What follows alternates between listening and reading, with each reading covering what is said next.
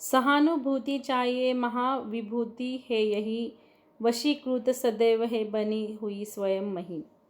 विरुद्ध भाव वृद्ध बुद्ध का दया प्रवाह में बहा, विनित लोक वर्ग क्या न सामने झुका रहा।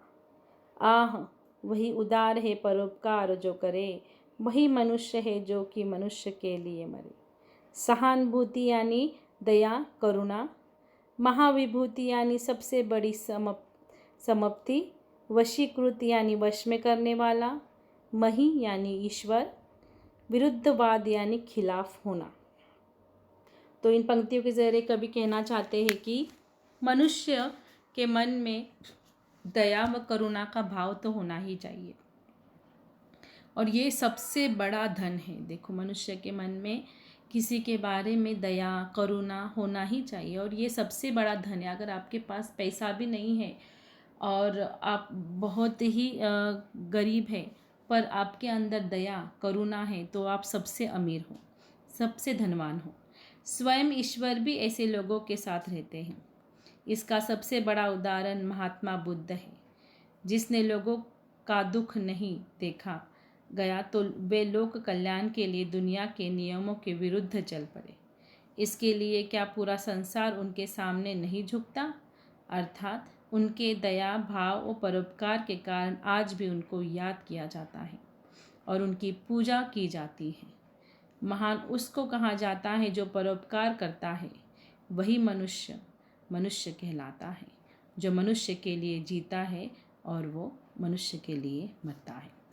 तो जैसे गौतम बुद्ध का उन्होंने यहाँ उदाहरण दिया है।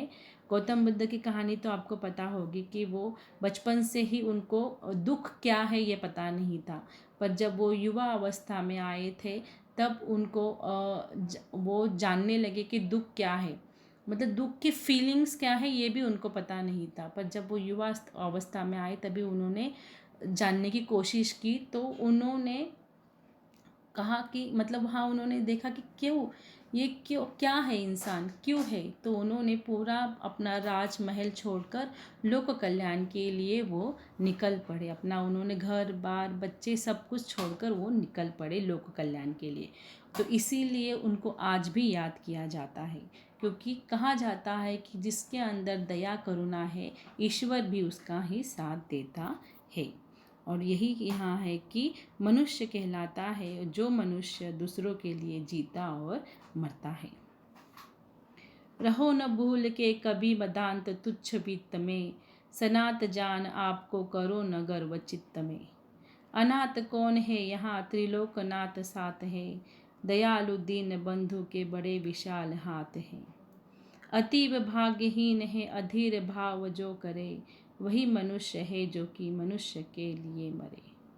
मदांग यानी घमंड, तुच्छ यानी बेकार, सनात यानी जिसके पास अपनों का साथ हो, अनाथ यानी जिसके पास अपनों का साथ न हो, चित्त यानी मन, त्रिलोकनाथ यानी ईश्वर, दीन बंधु यानी ईश्वर, अधीर यानी उतावलापन। तो कवि कहता है कि भूल कर भी कभी संपत्ति या यश पर घमंड नहीं करना चाहिए। इस बात पर कभी गर्व नहीं करना चाहिए कि हमारे साथ हमारे अपनों का साथ है, क्योंकि कवि कहता है कि यहाँ कौन सा व्यक्ति अनाथ है, इस ईश्वर का साथ सबके साथ है।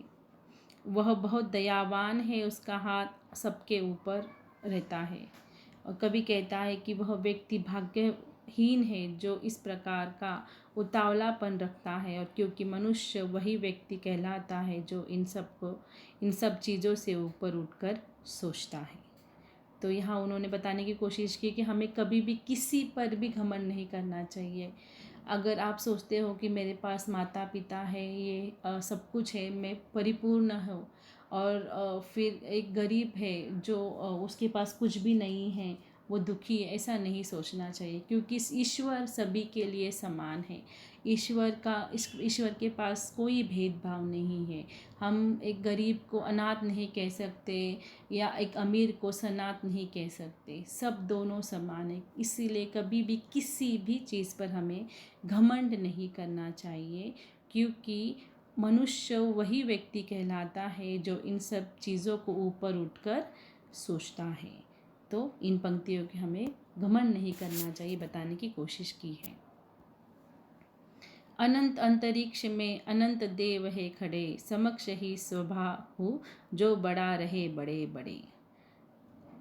परस्परावलंब है से उठो तथा बढ़ो सभी, अभी अमर्तक अंक में अपंक हो चढ़ो सभी।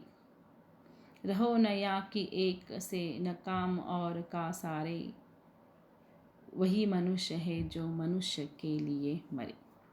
अनंत यानी जिसका कोई अंत ना हो, अंतरिक्ष यानी आकाश, समक्ष यानी सामने, परस्परावलंब यानी एक दूसरे का डिपेंड, अमर्त यानी अंक, अमर्त अंक यानी देवता की गोद, अंक यानी गोद भी कहते हैं, अंक यानी नंबर, अपंक यानी कलंक रहित। तो कवि कहता है कि कभी न समाप्त होने वाली जो आकाश में असंख्य देवता खड़े हैं, जो परोपकारी व दयालु मनुष्य का सामने से खड़े होकर अपनी भुजाओं को फैलाकर स्वागत करते हैं। इसीलिए दूसरों का सहारा बनो और सभी को साथ में लेकर बढ़ो। कवि कहता है कि सभी कलंक रहित होकर देवताओं की गोद में बैठो, अर्थात यदि कोई बुरा काम नहीं करोगे तो देवता तुम्हें अपनी गोद में लेंगे।